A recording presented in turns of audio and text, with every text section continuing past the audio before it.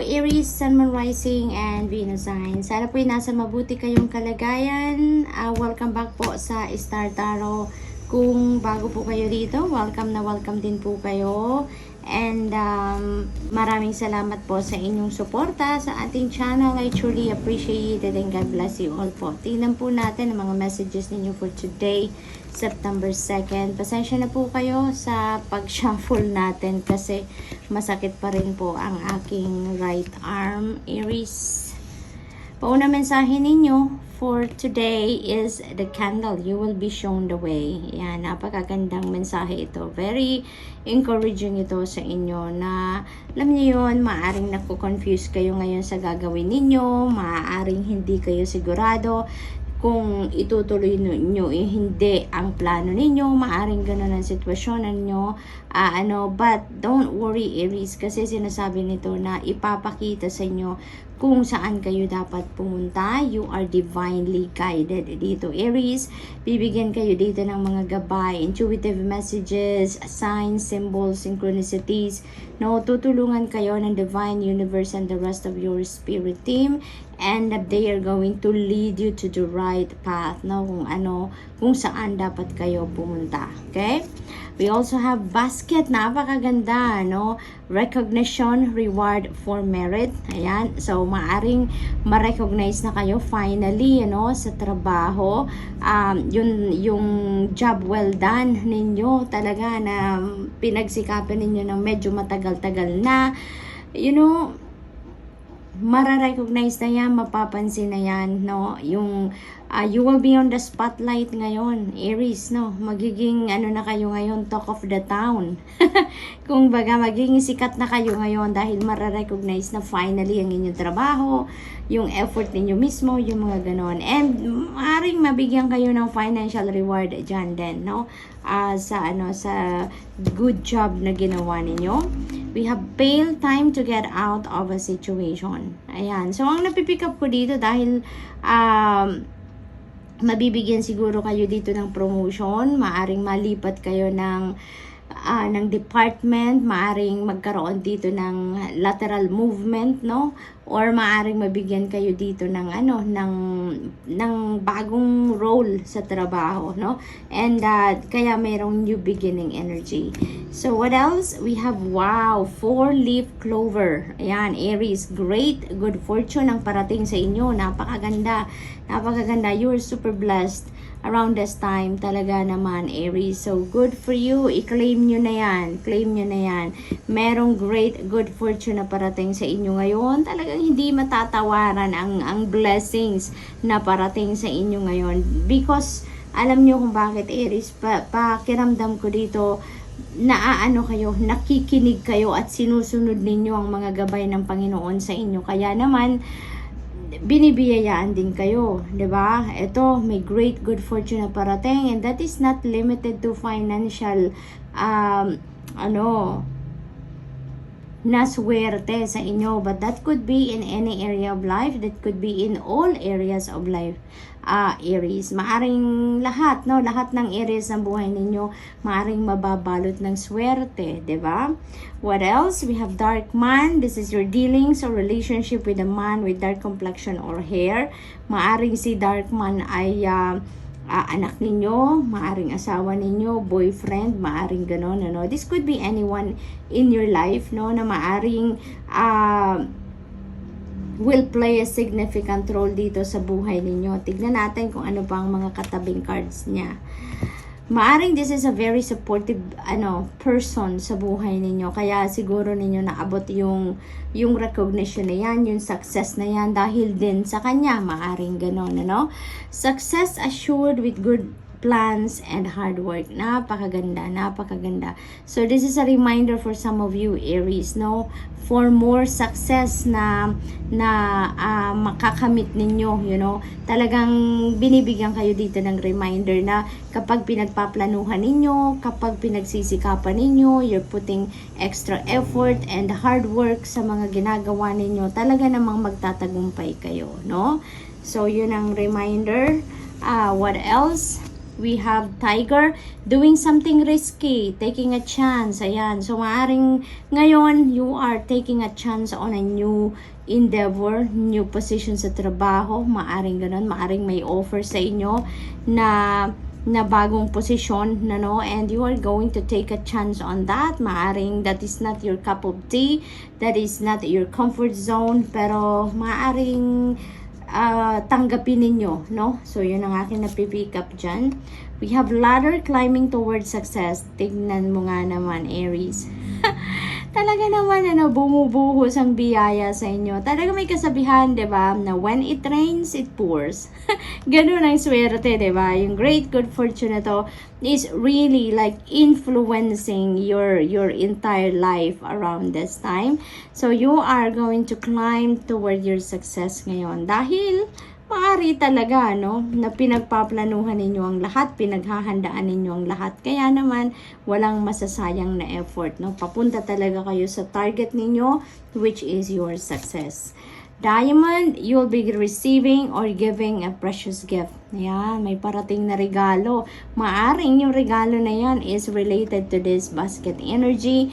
Maaring regalo yan ng kumpanyang pinagtatrabahuan ninyo for the job well done, no? Maaring yan ay malaking komisyon, maaring yan ay malaking bonus, no? Na parating sa inyo, Aries. So, good luck. That's all I have for you for today. I hope nakatulong ang mga mensaheng ito in some way. Thank you for watching. Love and light. Namaste. Hello Leo, Sun, Moon, Rising, and Venus Signs. Kamusta po kayo? Sana po'y nasa mabuti kayong kalagayan. Welcome back po sa Star Tarot. Kung bago po kayo dito, welcome na welcome din po kayo. And thank you po sa inyong suporta. I truly appreciate it. God bless you all. And tignan po natin ngayon ang mga mensahe ninyo for October 1st. Leo, pasensya na po kayo sa shuffling ko ngayon dahil masakit pa rin po ang aking arm. So, po unang mensahe ninyo, energy of the jug, light-hearted, carefree time. Yun ngayon ang araw ninyo. That is how you're going to spend your day ngayon, October 1st. Well, it's the weekend naman. So, masaya din, diba? Na kayo ay mag-i-enjoy lang. You're going to spend time na masaya lang. Chillin lang yung ganun. So, what else? We have older man. Ayan, may mga dealings kayo with the older man. Maaring this is your dad, that could be your grandpa, that could be your husband, no? This could be anyone. Maaring meron din nanliligaw sa inyo na older man, ano? Not necessarily na that person is very, very old, but this could mean that this is just older than you, Leo, no? So, maaring ganon. We have grapes, time to go out and have fun. Ayan. Time to go out and have fun, light-hearted lang din naman kayo ngayon, carefree time nyo ngayon, kaya i-enjoy nyo na yan, no? Maaring yung nag-aaya sa yung lumabas, ito din si older man, diba? Maaring ganon. So, enjoy nyo na lang ang time ninyo together, i-enjoy ninyo yung pagkakataong ito na meron kayo na lumabas at have fun, no? We have Cobweb, protected from negative forces beyond your control. Napakaganda din. You have spiritual guidance, protection, and they are guarding you all the time. No, Leo, protected kayo. Mahal na mahal kayo ng divine universe and the rest of your spirit team. Kaya wala kayong dapat ikatakot, no? You have nothing to fear because you have spiritual protection. We have woman, dealings or relationship with a woman. Maaring kayo to, Leo, no? Maaring kayo to at merong relationship kayo with this older man, or you are going to be dealing with this older man. Yan, Leo. Or maybe meron din kayong connection dito sa woman na to, no? If this is not you, maaring ito ay mom ninyo, kapatid ninyo, maaring ganon din ang sitwasyon, pinsan ninyo. This could also be anyone sa buhay ninyo, no? That is going to play a significant role today. We have carrot, opportunity or windfall. Wow, ang galing, 'di ba? Merong parating na perang hindi ninyo inaasahan dito, no?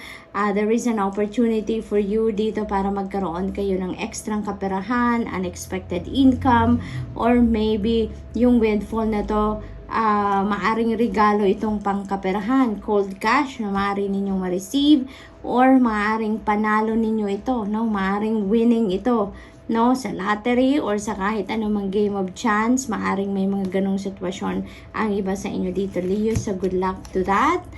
Egg, success assured with good plans and hard work. Ayan. So, pinapa-remind lang ito sa inyo, Leo, na magtatagumpay kayo. Sigurado magtatagumpay kayo.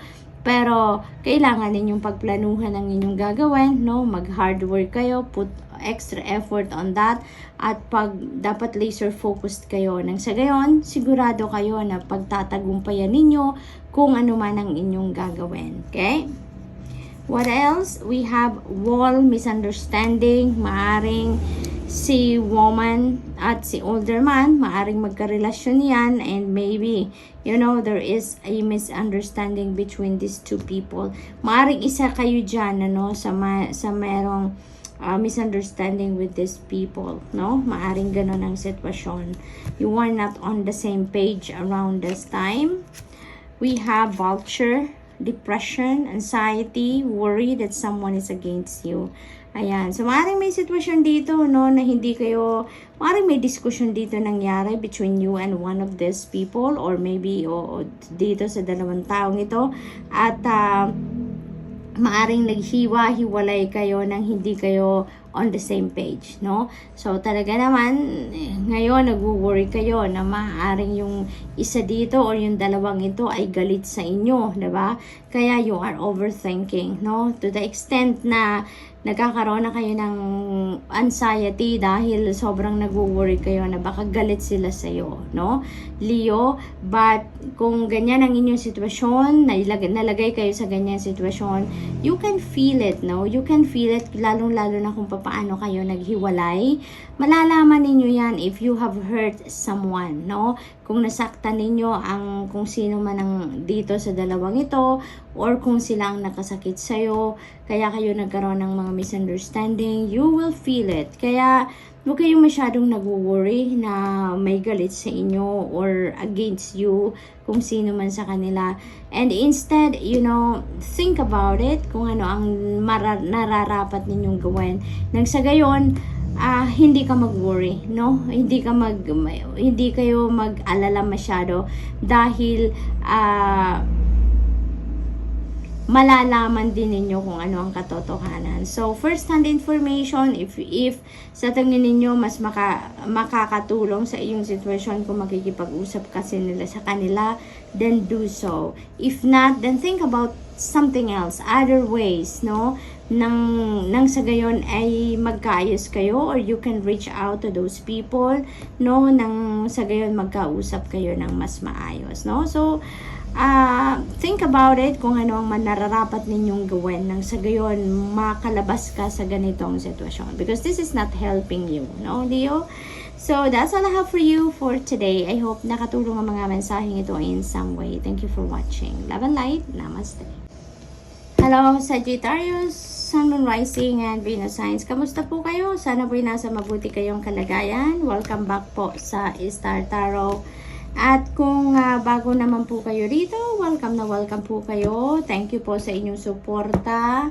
At I truly appreciate it and God bless you all. Pasensya na po kayo, Sag, kung ganito ako mag-shuffle ngayon.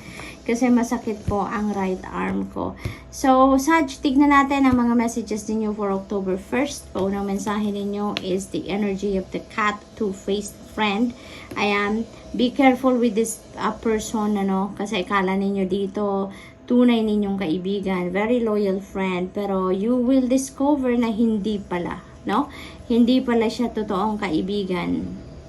So, what else? Nagpapanggap lang pala siya. Etong maganda, kaya siguro may ano sa inyo, naiinggit sa inyo to yung two-faced friend yun na yan.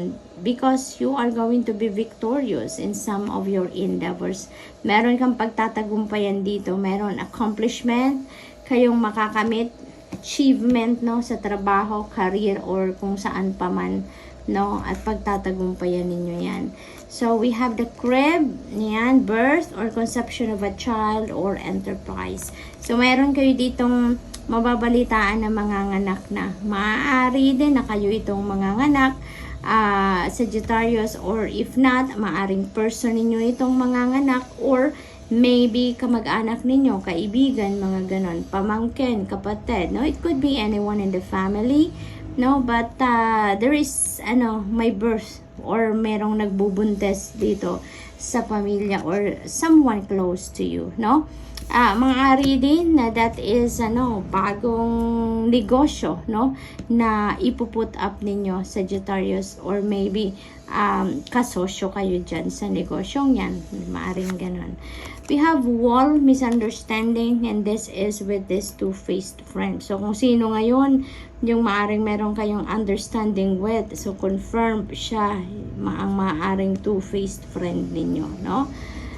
We have happiness, dahil may victory din kayo na makakamit. Meron mag-welcome ng bagong baby. That's a huge blessing. New business na ipuput up. So talaga namang mababalot kayo ng saya, no? Magiging masayang masaya kayo around this time for the blessings na makakamit ninyo. Okay?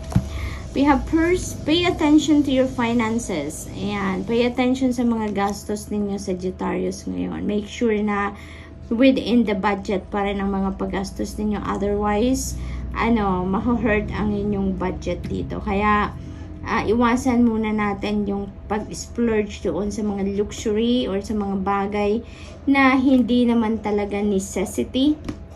No, iwasan muna natin ang ganon. Kontrolin muna natin ang paggastos ng mga towards something na hindi naman gaanong kailangan or importante. Doon muna tayo mag-focus sa kung ano ang basic needs or kung ano talaga ang kailangan, no? Otherwise, no, it will hurt your budget. What else? We have bird perched, waiting for news, package, or letter. Ayan. So, may hinihintay kayo dito. Sulat, bagahe, no? Baka box to from abroad. Maaring sulat, maaring notice, no? Na kung saan kayo nag-apply, maaring ganon. Maaring naghihintay kayo ng visa, ng pagdating ng inyong passport, no? Yung mga travel documents siguro. Maaring yun ang mga hinihintay ng iba sa inyo dito. August, tapos na si August, nakalipas na to, kaya maaring this is August next year, no? Maaring August 2024 ito. Maaring meron kayong endeavor sa ngayon na sisimulan ninyo, and maybe you are expecting to be finished by August 2024. Maaring ganon. Maaring may long-term goal kayo dito na pinagpaplanuhan, We have ear, good news ang parating. Maaring yung na to, 'di ba? Waiting for news, package, or letter. And that is definitely good news, no? Maaring ito na, yung hinihintay ninyo, approved na. Siguro mga papeles ninyo, maaring yan ay nagsasabing kayo ay aalis na, kayo ay lilipad na papuntang ibang bansa, maaring nakapasa na kayo sa interview, maaring gano'n ang hinihintay ninyong balita, and that is good news for you, diba? So, good luck to that, Sag, and that's all I have for you for today. I hope nakatulong mga mensaheng ito in some way. Thank you for watching. Love and light. Namaste.